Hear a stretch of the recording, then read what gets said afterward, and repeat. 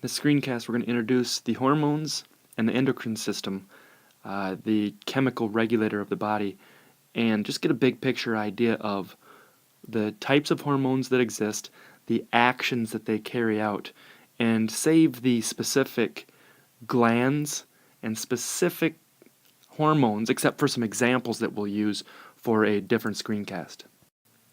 The endocrine system, which secretes the hormones, produces and secretes hormones, is the chemical controller or the regulator of the body. We'll compare the endocrine system and the nervous system a bit, but they're both the major regulators of body function and homeostasis within the body. So here's some reasons you can review of why we need hormones and some of the things that are not limited to just these, but some of the things that hormones do to regulate functions, levels, and amounts within the body. So as we stated before, we really have two systems of regulation. The endocrine system that we're going to focus on here, but we can't leave out the nervous system and its importance in regulation. Starting with the nervous system really is obviously a system of neurons, but it transmits electrical signals that then get converted to the release of chemical signals to the target tissue. But the nervous system is a fast, short-lasting response. The only things involved in the nervous system action are the neuron and then the postsynaptic cell, or the cell that comes right after the neuron, which the neuron stimulates. The endocrine system secretes the chemicals, the molecules, directly into the bloodstream, and they are going to target tissue somewhere in the body that have specific receptor proteins. The endocrine regulation is usually a little slower. It's not as quick as a nervous impulse, but it's long-lasting, relatively long-lasting. Hormones coordinate slower but longer-acting responses to stimuli, including stress and dehydration and low blood glucose levels. But they can also regulate processes by informing the parts of the body to how fast to grow or when to develop characteristics that distinguish male from female, or a youngster, a juvenile, into adult. And these secreting organs of the endocrine system, called endocrine glands, are ductless because they secrete their chemical signals or molecules directly into extracellular fluid or directly into the blood, where they can be circulated throughout the body. So there are other types of hormone cells or tissues that produce hormones. Paracrine hormones, specifically, they secrete messengers that act locally. Autocrine hormones actually act on the cells that secrete them. We're going to focus on endocrine cells, endocrine hormones that travel via the bloodstream to distant places in the body. And again, the neurotransmitters, which are released from neurons, are going to only act locally themselves, only on another neuron, a muscle cell, or a glandular cell that comes after the neuron, the postsynaptic cell. However, hormones are going to be carried by the blood to all over the body, and all cells are going to be exposed to hormones, but it's whether or not they have the specific receptors in order to have an effect carried out by the hormones. The groups of hormones that we want to focus on, we've got three labeled here, but really we want to focus on these two for the big picture idea. Protein or peptide-based hormones versus steroid hormones. And protein-based are easily transported in the blood. They're water soluble, so they'll easily be transported into the blood. But the problem with this is they cannot easily diffuse. So since they can't easily diffuse into cells, they have to find a receptor that's on the cell or on the cell membrane. Steroid hormones, on the other hand, are lipid soluble. So what? That means that they can easily diffuse into the cells, into the target cells, and they can stimulate a receptor within the cell. However, that means that they aren't going to travel through the blood as easily. Therefore, they're going to have to travel with specific helper proteins to be transported through the blood. Amine hormones are made from amino acids, and specifically, since those are protein-based, they act like protein-based hormones quite a bit, but they actually can show properties of both. The hormone action is, again, the effect that the hormone carries out when it reaches a target cell.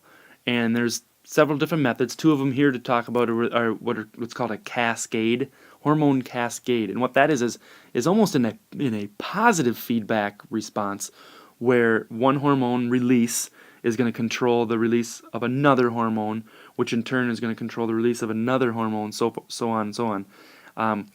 And when we just got done talking about negative feedback as regulatory mechanisms in the body, some hormones are going to be a part of a negative feedback mechanism, where a released hormone is actually going to inhibit or negatively feed back on a particular tissue.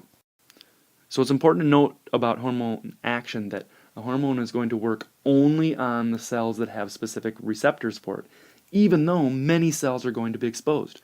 So when a hormone is released by a particular gland, it's going to be transported all over the body through the blood, but it isn't going to have an effect unless there's a specific receptor on a cell or within a cell for there to be an action. So a little review about this. The hormone action on target cells, protein-based hormones are hydrophilic. Remember, so they're water-loving, but they're not water-soluble. And therefore, they're going to be easily transported in the blood. They're going to be made in cells, but then stored in vesicles and released by those cells by exocytosis. Steroid hormones are hydrophobic, so they will be water-hating. But however, they will be lipid-soluble, which is good in that they are able to easily diffuse across a cell membrane.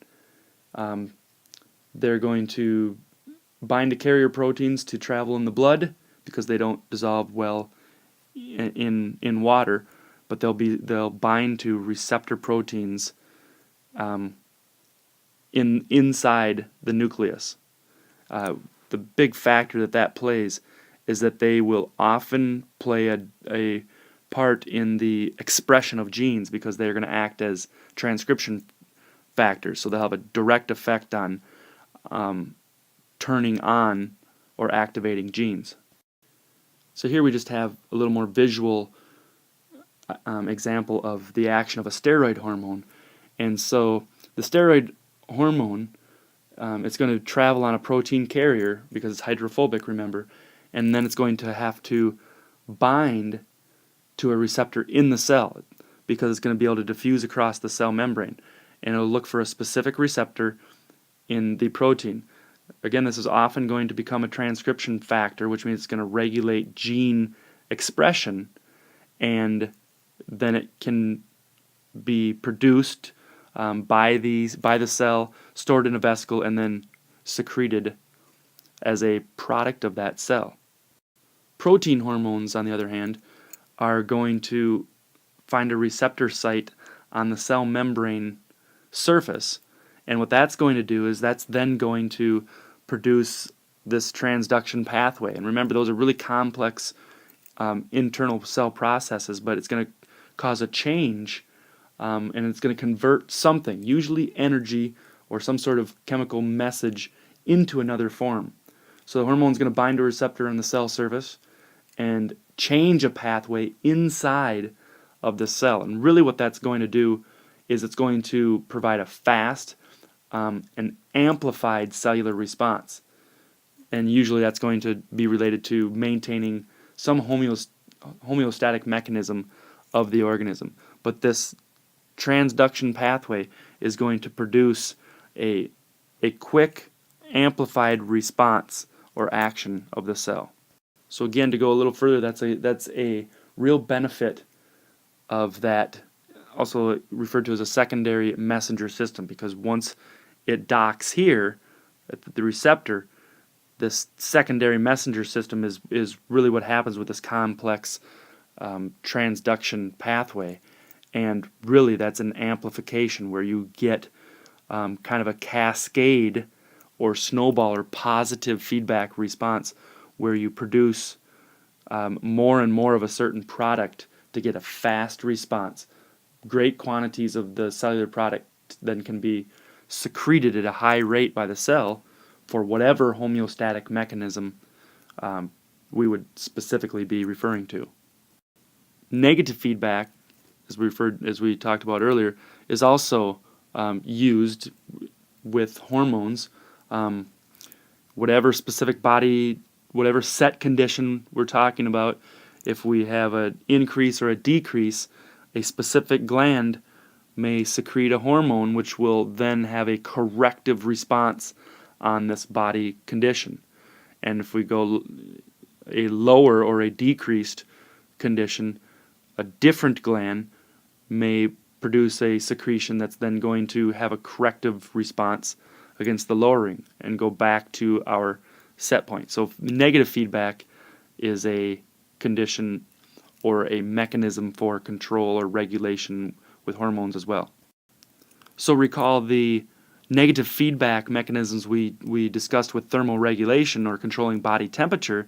That's an exact example of negative feedback where the body temperature set point is going to set in part of the nervous system's kind of thermostat. An increase is going to send nerve signals to do certain things like sweat or dilate surface vessels, so there's more blood flow to the surface and we can get rid of heat that way. Or if there's a decrease in body temperature, some of the opposite things happen that will be responses to increase the body temperature, like shivering or constricting blood flow to the surface to conserve heat, etc. But those are mostly under nervous system control. An example of endocrine system control specifically is the regulation of blood sugar in the body, and the pancreas is the gland that's most important here, and it creates two hormones. One is insulin and one is glucagon, which both regulate blood glucose levels.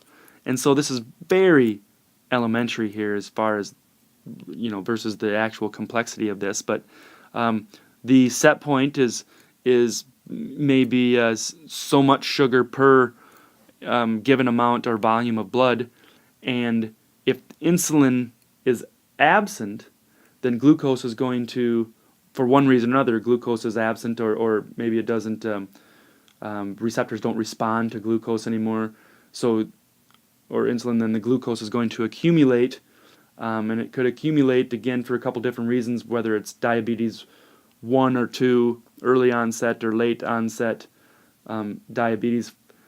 For some reason, the insulin isn't being effective. So that's going to cause water to move out of cells, and that'll produce too much urine and increased kidney action to pull more water out of the cells, and that's going to lead to dehydration, and that's an issue with diabetics. If glucose is too low, the glucagon then is going to stimulate the liver to convert glucose from the glycogen that's stored there, and then the glucose levels might rise again. And if there's a diabetic situation, that could actually stimulate a different hormone to actually inhibit the increase or the secretion of insulin, which furthers that problem.